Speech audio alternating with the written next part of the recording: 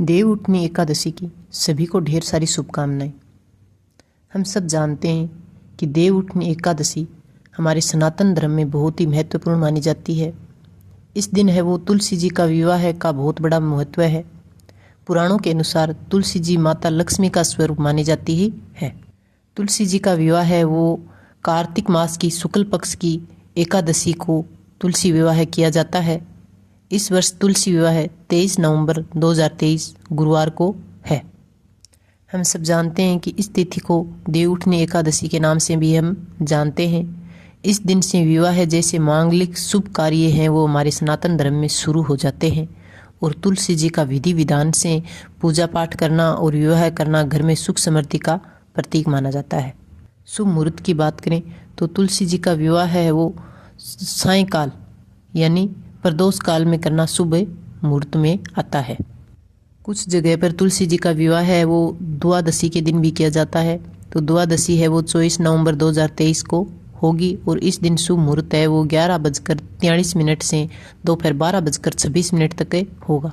और इसके अलावा एक और मुहूर्त है वो है 1:54 से लेकर दोपहर 2:38 तक शुभ होगा। इसमें तुलसी जी का और शालिग्राम जी का विवाह संपन्न कराना अति शुभ माना गया है। विवाह विधि की बात करें तो देवोत्थान या प्रबोधनी एकादशी के दिन अपने घर के आंगन में 4 गन्नों की मदद से एक मंडप सजाते हैं। इसमें 2 चौकी स्थापित करके एक पर वधू अर्थात तुलसी जी का पौधा रखते हैं और दूसरे पर शालिग्राम जी को बिठाया जाता है। अब विधि पूर्वक पूजा करके तुलसी जी का विवाह है वो संपन्न करवाया जाता है। सबसे पहले हम गन्ने का मंडप लगाते हैं। इस मंडप में तुलसी के पौधे को गमले सहित रख लेते हैं और तुलसी जी को चुनरी चढ़ाते हैं। एक रंगोली बनाकर चौकी भी स्थापित करें। इस पर सफेद तिल का आसन देते हुए भगवान विष्णु या शालिग्राम जी को स्थापित करें। अब प्रथम पूजनीय श्री गणेश जी को भी हमें सफेद तिल का आसन देकर उन्हें स्थापित करना है। और तांबे या पीतल का कलश लें, उसके अंदर गंगा जल, सुजल, हल्दी, सुपारी, सिक्का, तिल रोली डाल लें और दुर्वा से सभी प्रतिमाओं और तुलसी जी पर पुष्प और शुद्ध जल है वो छिड़काए करें। बाद में गणेश जी और भगवान विष्णु जी को चंदन से तिलक करें और तुलसी माता को सिंदूर से तिलक करें। तिलक करने के बाद अब आप अपनी क्षमता अनुसार 1 या 5 दीपक घी के प्रज्वलित करें।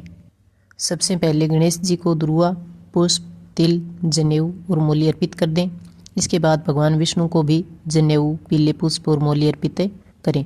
अब तुलसी माता को भी पुष्प और मौली अर्पित करें।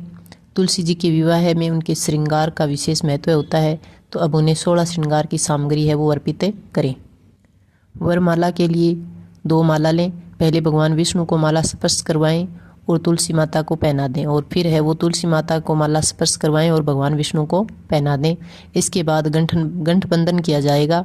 गंठबंधन के लिए आप जो चुनरी तुलसी माता को पहनाई थी उसके साथ एक पीले कपड़े को गांठ की मदद से बांध दें और बांधते टाइम है वो उस गांठ में हल्दी, पुष्प, सिक्का, सफेद तिल और सुपारी डाल दें। इसके बाद गणेश जी, विष्णु जी, तुलसी जी और माता को कलश को एक एक करके धूप दिखाएं सभी को।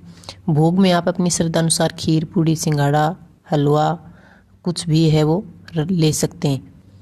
भोग के बाद सभी प्रतिमाओं को जल अर्पित करें।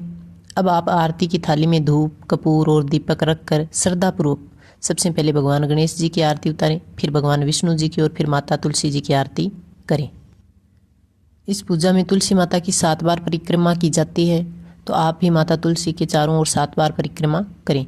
पूजा के अंत में हाथ में पुष्प और तिल लें। भगवान से इस पूजा में हुई किसी भी प्रकार की गलती के लिए हमें क्षमा याचना करनी चाहिए। फिर पुष्प और तिल है वो भगवान के चरणों में हमें छोड़ देने चाहिए। इस तरह है वो तुलसी जी का विवाह हमें संपन्न करवाना चाहिए। तुलसी जी की कथा की बात करें तो हम अब कथा कहते हैं। जलंधर नाम का एक पराक्रमी असुर था जिसका विवाह वृंदा नाम की एक कन्या से हुआ था। वृंदा भगवान विष्णु की परम भक्त थी और पतिव्रता थी। इसी कारण जलंधर अजय हो गया।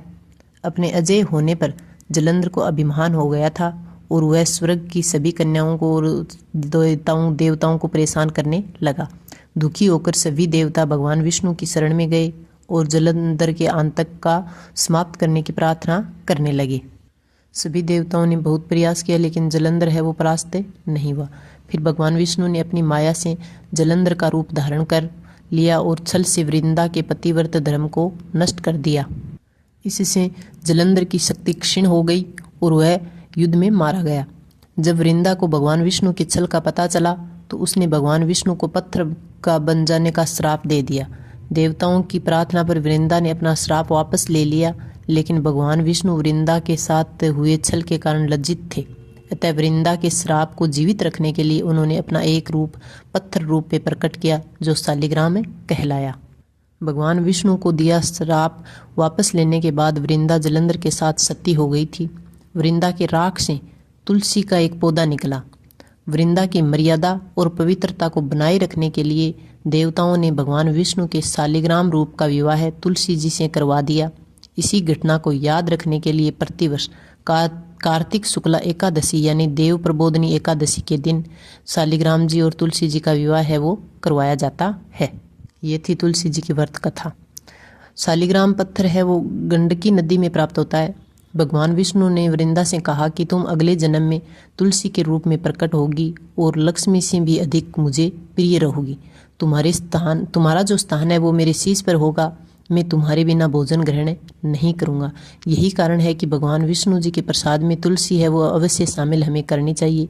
बिना तुलसी के अर्पित किया हुआ प्रसाद भगवान है वो स्वीकार नहीं करते हैं। जय हो भगवान विष्णु जी की, माँ तुलसी जी की। आप पर उनकी कृपा बनी रहे। जय हो। वीडियो अच्छी लगी हो तो लाइक शेयर सब्सक्राइब जरूर करें। धन्यवाद। जय श्री कृष्ण।